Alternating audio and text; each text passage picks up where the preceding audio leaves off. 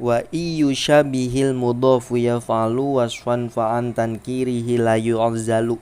Wa in yushabih, jika menyerupai apa al mudhafu mudhaf yaf'alu terhadap fi'il mudhari yang diisyarahkan dengan lafaz yaf'alu, wasfan halnya berupa isim sifat, fala yu'zalu maka tidak dilepaskan apa mudhaf antan kirihi dari hukum nakirohnya mudhaf.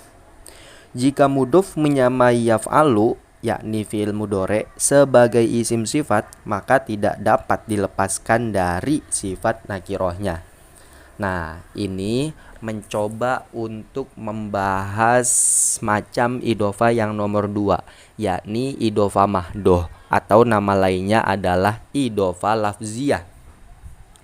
Nah, untuk idhofah lafziyah secara pengertian adalah ketika mudhofnya itu berupa isim sifat yang menyerupai yaf'alu, isim sifat yang menyerupai fi'il mudhari. Apa saja? Yakni isim fa'il dan isim maf'ul yang zamannya adalah istiqbal atau hal, dan sifat musyabihat. Kalau sifat musyabihat itu sudah pasti dia zamannya hal. Ya, begitu ya. Isim sifat atau ketika mudhaf berupa isim sifat yang menyerupai lafaz yaf'alu dalam kurung fi'il mudhari, maka nanti itu namanya adalah idhofah ghairu mahdoh atau idhofah lafziyah.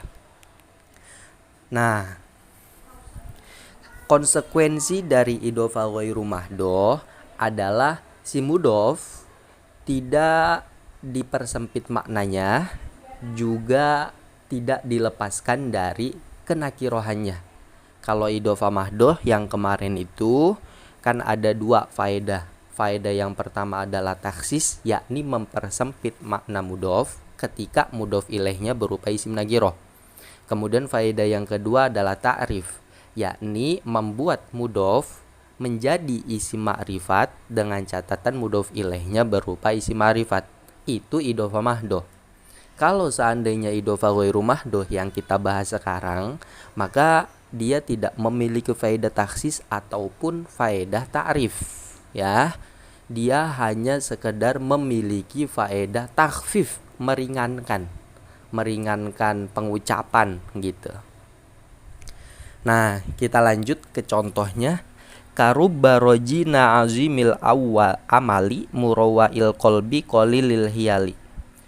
Karubba rojina seperti lafaz rubba rojina, maknanya beberapa orang yang mengharapkan kami, azimil amali yang besar cita-citanya, murawa'il qalbi yang digetarkan hatinya, qalilil hiyali yang sedikit rekayasanya.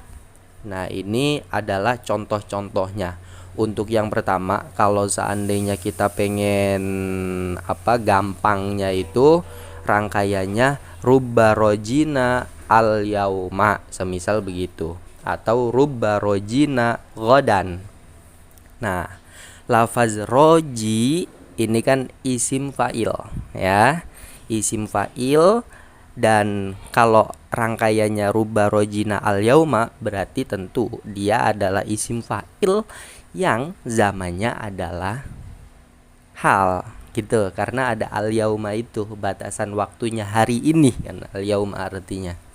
Atau rubba rojina ghadan, maka rojinanya zamannya adalah istiqbal karena ghadan itu artinya besok, ya. Rojina ini isim fa'il yang dirangkai dengan al yauma atau ghadan yang membuat roji ini memiliki zaman hal atau istiqbal, sehingga karena ini adalah isim fa'il yang menyerupai terhadap fi'il mudhari karena memiliki zaman hal atau istiqbal, maka ini roji mudhof, naknya mudhof ilaih, dan ini termasuk idhofah ghairu mahdoh gitu. Atau untuk contoh yang lain di sini ada azimil amali, azimi ini sifat musyabihat. Kemudian ada lagi yang diakhiri itu qalilil hiyali, qalili juga ini sifat musyabihat. Semisal kita rangkai begini, hadza azimul amali, Haza bermula orang ini, azimul amali adalah orang yang besar cita-citanya. Maka azimul amali ini adalah idhofah ghairu mahdoh. Azimu sebagai mudhof, al amali adalah mudhof ilaih. Atau haza qalilul hiyali. Qalilul hiyali, qalilu adalah mudhof, al hiyali adalah mudhof ilaih. Dan qalilu karena merupakan sifat musyabihat, maka ini termasuk idhofah ghairu mahdoh. Dan tentu kalau azimul amali dan qalil hiyali ini tidak perlu ditambahkan al yauma atau godan, karena yang namanya sifat musyabihat seperti yang disampaikan di awal itu pasti berzaman hal. Atau contoh yang murawwail qalbi itu kita rangkai semisal hadza murawwail, hadza murawwaul qalbi al yauma. Hadza bermula orang ini, al murawwaul qalbi adalah orang yang digetarkan hatinya al yauma pada hari ini. Nah, murawwa ini adalah isim maf'ul yang berzaman hal. Karena ada tadi batasan waktu al yauma. Maka ini termasuk idhofah ghairu mahdoh. Karena isim mudhofnya berupa isim maf'ul yang berzaman hal. Atau yang berzaman istiqbal, semisal hadza murawwaul qalbi ghadan, gitu ya. Maka murawwa'unya ini adalah isim maf'ul yang berzaman istiqbal. Makanya murawwa ini mudhof, al qalbi adalah mudhof ilaih, dan ini adalah idhofah ghairu mahdoh, begitu. Kemudian wazil idhofatus muhalauziyah wa tilka mahdhatun wa ma'nawiyah. Wazil idhofatu bermula idhofah ini, itu ismuha bermula namanya zil idhofah, lafziyah adalah bernama idhofah lafziyah. Watilka bermula idhofah yang itu, yang awal, mahdotun adalah bernama idhofah mahdoh, wa maknawiyah dan bermakna idhofah maknawiyah.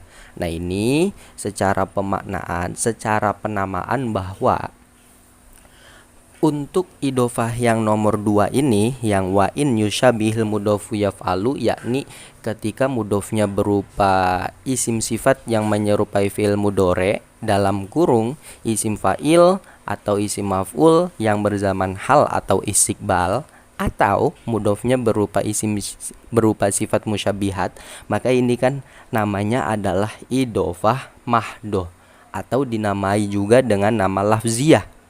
Kenapa dinamai dengan nama lafziyah? Karena memang ya seperti yang disampaikan di awal, idhofah ini faedahnya hanya sekedar takhfif, meringankan pelafazan.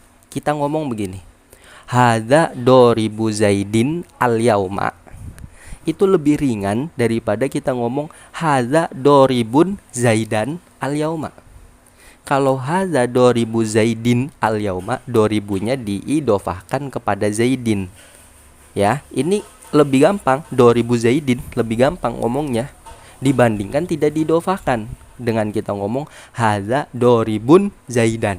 Doribun zaidan ini lebih berat dibandingkan dengan ketika diidhofahkan menjadi doribu zaidin, ya. Sehingga idhofah yang semacam ini dinamai dengan idhofah lafziyah, karena faedahnya itu kembali kepada lafaz, yakni meringankan pengucapan gitu. Sedangkan untuk idhofah yang pertama, yakni selain idhofah ini, ya, selain yang mudhofnya berupa isim fa'il atau isim maf'ul yang berzaman hal atau istiqbal, dan mudhofnya bukan berupa sifat musyabihat, maka dinamai dengan idhofah mahdoh, atau nama lainnya adalah idhofah maknawiyah. Kenapa dinamai dengan idhofah mahdoh? Ya karena memang murni, mahdoh itu kan artinya murni, karena idhofah yang awal itu memang terlepas dari kira-kira pemisahan. Kalau seandainya idhofah yang nomor 2 itu masih ada pengira-ngiraan terpisah, begitu kurang lebih. Maksudnya pengiraan pemisahan itu kayak contoh semisal kita ngomong hadza doribu zaidin al-ana, gitu ya. Hadza doribu zaidin al-ana. Ini memang nyambung kan, antara doribu dengan zaidin ini nyambung.